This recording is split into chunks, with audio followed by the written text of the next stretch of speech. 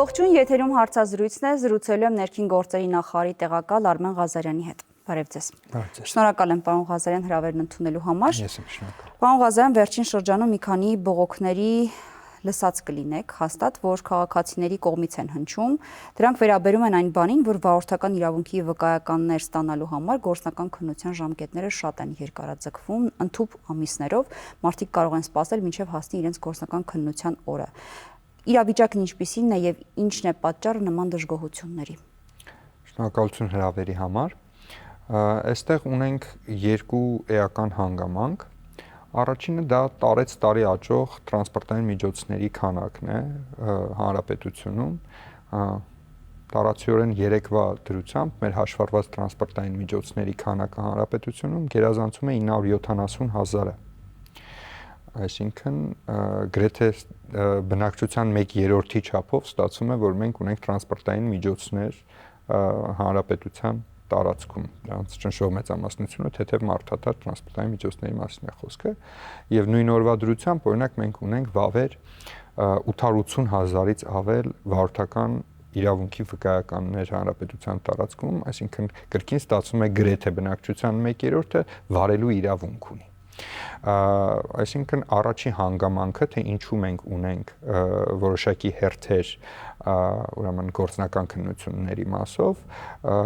դա հիմնականում պայմանավորված է այն հանգամանքով, որ մենք ունենք տրանսպորտային միջոցներ օգտագործելու պահանջարկի աճ։ Եվ այս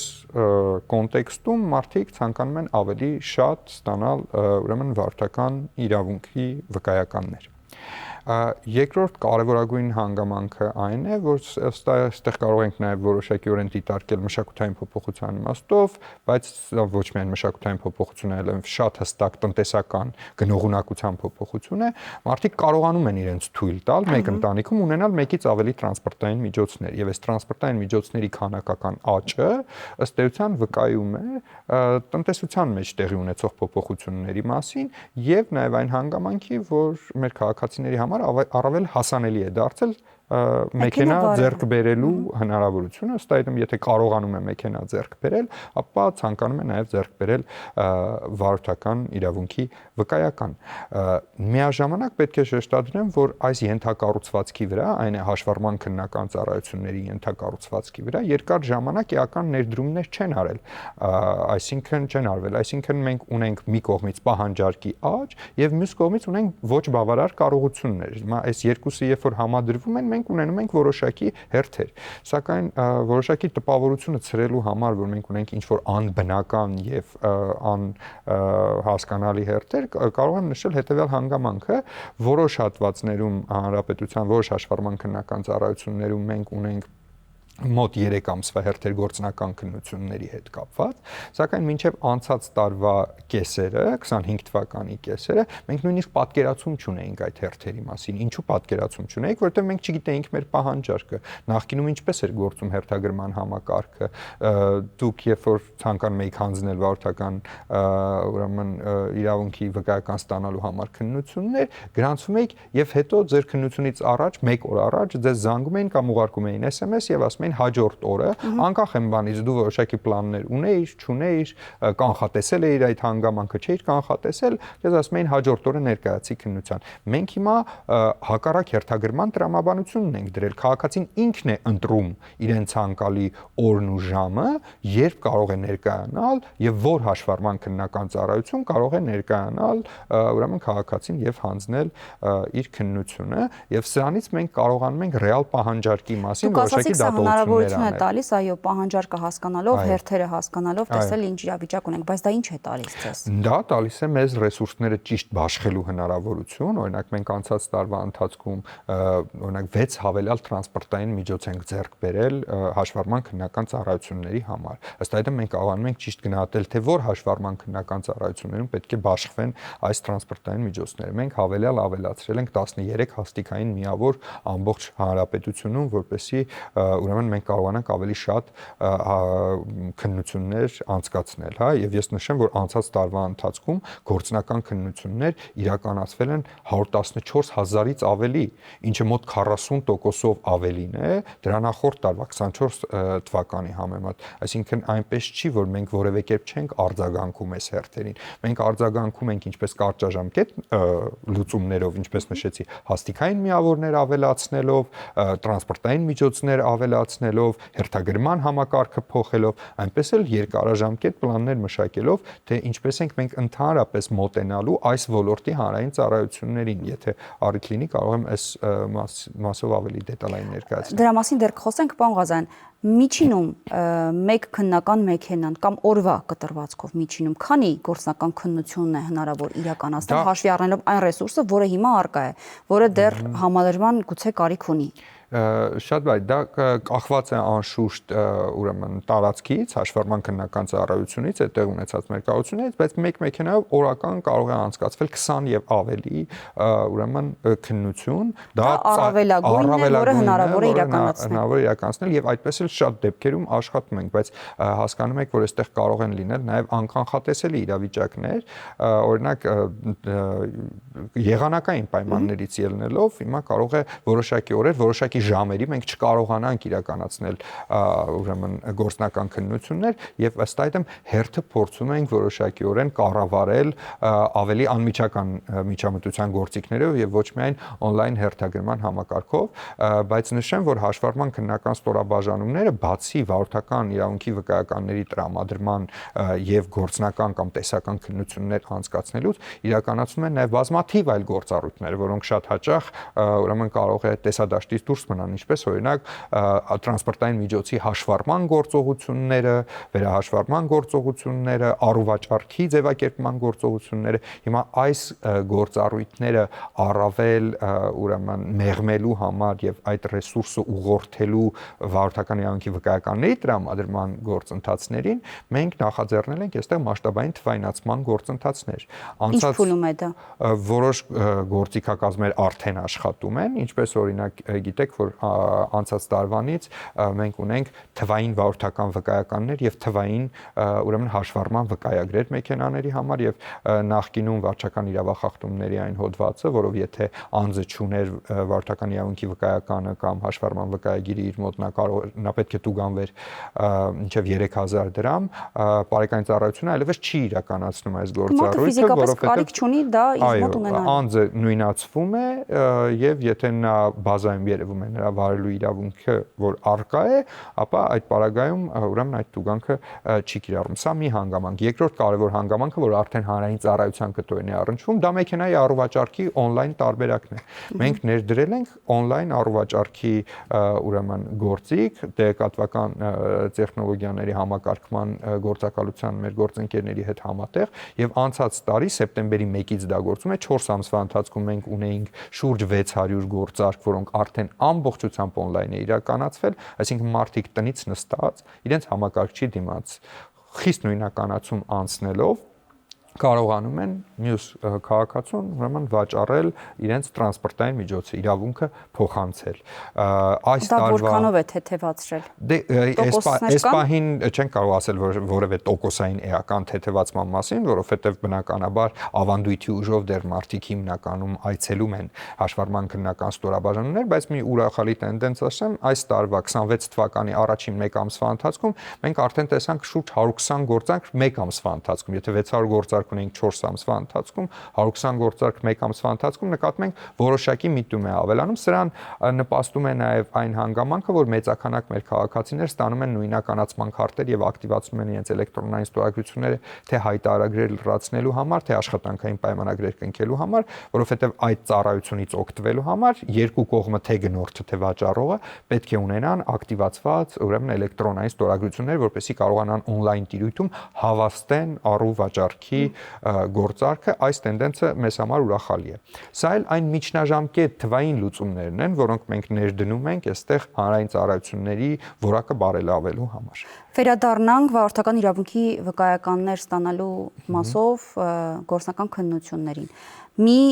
հնարավորություն է դրվել արտահերթ վերահանձնման, եթե տվյալ քաղաքացին դիցուք ձախողել է առաջին քննությունը, հնարավորություն ունի հաջորդ օրը հանձնել 45000 դրամ վճարելով կամ երրորդ օրը կամ երրորդ օրը 30000 դրամ վճարելով։ Այս հնարավորությունից արդյոք շատ մարդիկ են օգտվել եւ սա որքանով է, այսպես ասած, համալիր լուծում ապահովել։ Սա չեն կարող ասել համալիր լուծում է, սա կրկին միջանկյալ լուծումների դաշտից է, բայց մենք ներդրել ենք այս հանգամանքը, հնարավորությունը առաջին անգամ ձախողելու պարագայում, ինչպես ճիշտ նշեցիք, հաջորդ օրը 45000, երրորդ օրը 30000 մուծելու պարագայում անձը կարող է վերահանձնել այդ քննությունը, այլ հավասար պայմաններում նա պետք է սպասեր 7 օր եւ 7 օր անց նոր կարողանար հանձնել քննությունը, իսկ երկրորդ եւ ամեն հաջորդ անգամ ձախողելու պարագայում անձը պետք է սպասեր 30 օր եւ 30 օր անց նոր կարողանար վերահանձնել հիմա նույն ուրեմն ֆինանսական սահմանը չափերի վճարման պարագայում կարող է հանձնել 7-րդ օրը եւ 14-րդ օրը այս հնարավորությունը եւս դրել ենք բայց սա գիտեք ես չէի ցանկանա որ մենք պարզապես այս հարցին շատ թեթև մոտենանք եւ մտածենք որ սա միայն այն հանրային ծառայությունն է որ անձը պետք է գա եւ հնարավորինս արագ ստանա վարորդական վկայականը սա ճիշտ մոտեցում չէ որովհետև որն է մեր նպատակը այս ոլորտում մեր նպատակն է ունենալ երթևեկության անվտանգ մասնակից որպեսզի անձը ունենա բավարար կրթական այն ամբողջ գործիքակազմը եւ տիրապետի այն հմտություններին, որոնց համար մենք ընդհանրապես կազմակերպում ենք ուրեմն քննական գործընթացը, այլ հավասար պայմաններում ինչու ենք մենք կազմակերպում քննական գործընթացը, կասեինք, ով կարող է սովորել որևէ կերպ, թող սովորի որևէ կերպ վարել եւ դուրս գա երթևեկություն, բայց մենք տեսնում ենք, որ դա կյանքեր արժի Հիմա մենք շատ կարևոր մի հանգամանքի հետ գործ ունենք, մենք վերլուծում ենք, թե որոնք են հիմնական պատճառները, որոնք մեր ճանապարհներին կյանքեր են արժենում, որոնք առաջացնում են այն վթարները եւ դրանց մի էական մասը կապված է վարորդների վարքաբանության հետ թե ինչ վարք է դրսևորում վարորդը ճանապարհներին։ Օրինակ, մի օրինակը, որ վերջերս բավականին այսպես լայն քննարկման առարկա դարձավ, դա ուրեմն ալկոհոլի օգտագործման պարագայում վարելն է եւ մենք օրինակ անցած տարվա ընթացքում բարեկային ծառայությունը 5000-ից ավելի նմանատիպ դեպքերում ուրեմն զրկել է անձին վարորդական վկայական ստանալու հնարավորությունից, ինչից հետո միայն 1 տարի անց անձը կարող է դիմել վերահանձնելու այս հնարավորությունը։ Քննությունները ոչ թե վարորդի վարքը որևէ կերպ ստուգելու, այլ նրա պատրաստվածությունը երթևեկության մեջ դուրս գալու համար, չէ՞։ Միտքս չավարտեցի, նրա հետ փոխկապակցված էր, անշուշտ ճիշտ եք ասում, բայց այստեղ երկրորդ հանգամանքն է։ Երբ որ խոսում ենք ալկոհոլի օգտագործման տակ այս վարքը դրսևորելու պարագայում, մենք ունենք երկու գործիք։ Մեկ գործիքը բարեկային ծառայության կողմից խիստ վարչարության իրականացումն է, որն էլ իրականացվում է, եւ դրա արդյունքում մենք ունենում ենք օրինակ ավելի քիչ մահեր ճանապարհներին։ Անցած տարի այդ թիվը նվազել է ուրեմն 50-ով, դրա նախորդ տարին 45-ով, եւ մենք տեսնում ենք սա վերջնարդյունքը, բայց այդ վարքականոնը, թե ինչպես է, ինչ վարք պետք է դրսևորի եւ արդյոք ուրեմն վարորդը տիրապետում է ճանապարհային երթևեկության կանոններին, դա ստուգվում է ի սկզբանե։ Հիմա միանշանակ, հիմա ես նշեցի, որ անցած տարի ուրեմն քննություն է հանձնել, կազմակերպվել է շուրջ 114000 քննություն, հա։ Սա անձի մասին չի, այդքան գործնական քննության դեպք է ուրեմն արձանագրվել, որտեղ մեկ մարդը կարող է մի քանի անգամ հանձնել գործնական քննության դեպք, բայց անցած տարի վարորդական ուրեմն գործնական քննության հիման վրա ստացել է 32000-ից ավել անձ։ Ինչը մի փոքր ավելին է, քան նախորդ տարի։ Տարեկան կտրվածքով ստանում է մոտավորապես 20-ից 30,000 ուրեմն նոր վարորդական վկայական է տրամադրվում, եւ սա մենք տեսնում ենք կայուն տենդենց է, որ քննություններ հանձնողների, տեսական քննություններ հանձնողների մոտավորապես 40-ից 50%-ն է, որ հաղթահարում է այդ շեմը, իսկ այնուհետև 10-ից 20%-ն է միայն, որ հաղթահարում է գործնական քննության շեմը, եւ կարող է դա որոշակի դժգոհություն դուրս բերել ուրեմն մեր հանրության շրջանում, բայց սա նաեւ էական է, որ մենք խիստ վարչարություն ենք իրականացնում այստեղ։ Մենք հետևում ենք, որպեսզի այն անձը, ով չի տիրապետում ճանապարհային երթևեկության կանոնների, դուրս չգա երթևեկություն եւ դրանով հավելյալ ռիսկեր չստեղծի առանց այն էլ մեր բարդ երթևեկության պայմաններում։ Դուք լսել եք, մեր հասարակության մեջ հաճախ տարածված խոսակցություն կա, որ միևնույն է գործնական քննության ժամանակ առաջին անգամից կտրվելու եմ։ Եվ արդյոք ռիսկ չկա, որ այս մեխանիզմը, նույն այս արտահերթ վերահանձնման մեխանիզմը կարող է ստեղծել նման ռիսկ, որ առաջին քննությունները դիտավորյալ ձախողվեն աննշան պատճառաբանությամբ, իմիջիալից այդ պատճառաբանություններն էլ ենք հաճախ լսում խոսակցություններում, որպեսզի քաղաքացիները հարկադիր կերպով գնան երկրորդ կամ երրորդ անգամ հանձնեն գործնական քննությունները, դրանով իսկ հանդերձ վճարելով այն գումարները, որը հարկավոր է պետական բյուջեում։ Այստեղ կարող է երկու ուրեմն տրամաբանություն լինել։ Մեկը կարող է լինել կոռուպցիոն տրամաբանություն, եթե այս քննարկումներին լուրջ հետևենք, եւ երկրորդը կարող է լինել անփութության տրամաբանություն։ Այսինքն մի պարագայում աշխատակիցը ուրեմն որոշակի շահադիտական նկատառումներով է իրականացնում ուրեմն քննության ձախողումը, իսկ մյուս պարագայում ուղղակի, չգիտեմ, անփութության կամ գիտելիքի ոչ բավարար մակարդակի պատճառով։ Երկուսն էլ առանձնապես հիմնավորված խոսակցություններ չեն, որովհետև մենք նույնիսկ եթե ունեցել ենք նման դեպքեր, ապա զբաղվել ենք շատ խիստ ուրեմն մոտեցումներ ենք ցուցաբերել այդ հարցերին եւ ըստ էության գրեթե բացառված են նմանատիպ դեպքերը արդեն հաշվառման քննական ծառայություններում եւ երկրորդ հանգամանքը մենք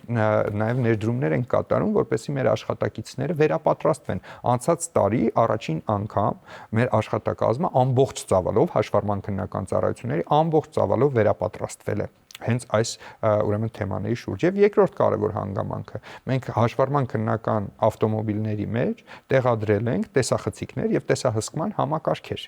Այս տեսահսկման համակարգերը բազմաթիվ որակի վերահսկման վարչության կողմից, ինչպես նաեւ հակակոռուպցիոն վարչության կողմից պարբերաբար դիտարկվում են եւ նմանատիպ որևէ ուրեմն ահազանգ ստանալու պարագայում բնականաբար լինելու են հետևանքներ, ինչպես ծառայողական քննությունների, այնպես էլ եթե ուրեմն իրավիճակը այդտեղ հասնի նաև քրեական պատասխանատվության տեսքով, սակայն այստեղ չի արմատը, մենք տեսնում ենք, որ քանակապես այդպիսի դեպքեր այդքան էլ շատ չեն, այստեղ խնդիրը այն է, որ մարդիկ պարզապես մտածում են, որ սա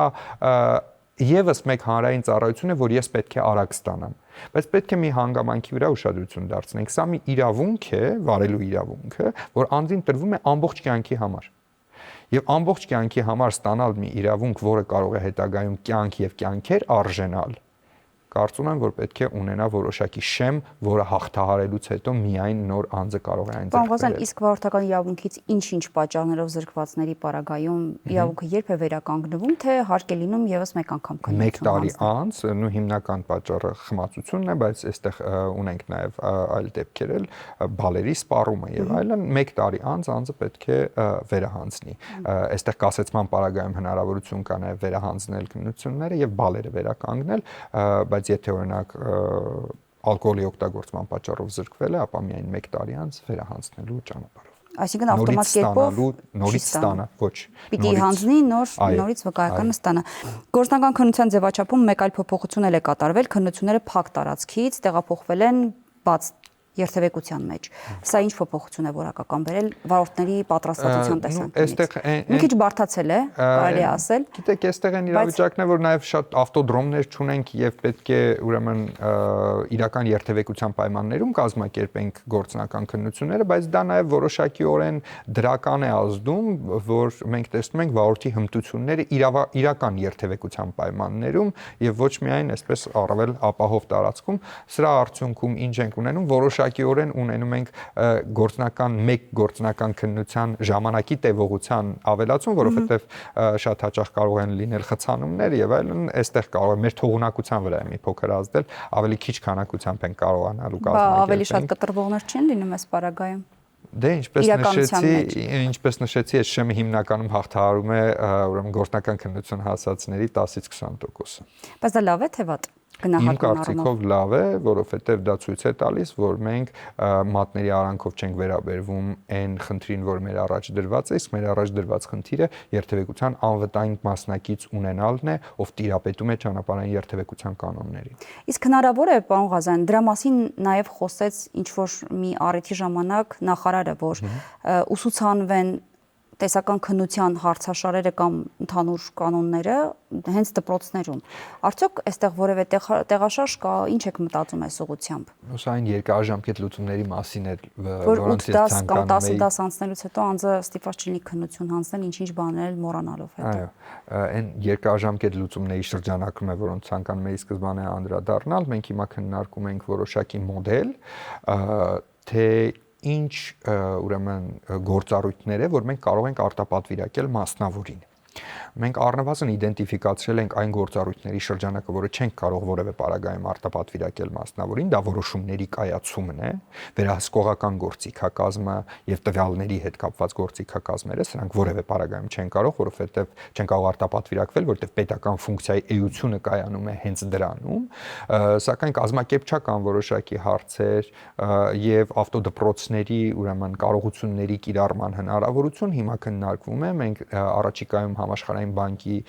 գործընկերների օժանդակությամբ կներգրավենք նաև միջազգային որոշակի կազմակերպություններ, որոնք մեզ կօգնեն նոր մոդելի մշակման հարցում։ Մենք ուսումնասիրել ենք մի քանի երկրների փորձը, ուսումնասիրել ենք 24 ֆունկցիոնալի, 24 միավոր ֆունկցիոնալի տեսանկյունից 5-6 երկրների փորձ ենք ուսումնասիրել, սակայն ցանկանում ենք ներգրավել նաև մասնագիտական խորհրդատվություն եւ արդեն առաջիկայում սկսելու ենք նաև այսպես առնվազն մտագրողների շրջանակներում որոշակի քննարկումներ նաև մասնավոր գործընկերների հետ, ավտոդպրոցների, հասարակական կազմակերպությունների ոլորտում ներգրաված, իդենտիֆիկացնելու համար, թե ինչպես կարող ենք բարելավել ծառայությունները, օրինակ մասնավորի հետ գործընկերությամբ, օգտագործելով մասնավորի կարողությունները, թե նյութատեխնիկական կարողությունները, թե գիտելիքի կարողությունները, բայց կարծում ենք, որ ամենաէական հանգամանքը այն պետք է լինի, որ կրթությունը պետք է դառնա պարտադիր։ Հնարավոր չէ դա հանրակրթական դպրոցներում ներմուծել որպես պարտադիր առարկա, որևէ տարիքի։ Այդ քննարկումները եւս կան կրթության եւ գիտության նախարարության հետ, որ բարձր տարիքում, ուրեմն բարձր դասարաններից ուսուցանվեն ճանապարհային երթևեկության կանոնները որպես պարտադիր ուսուցանման ենթակա նյութ,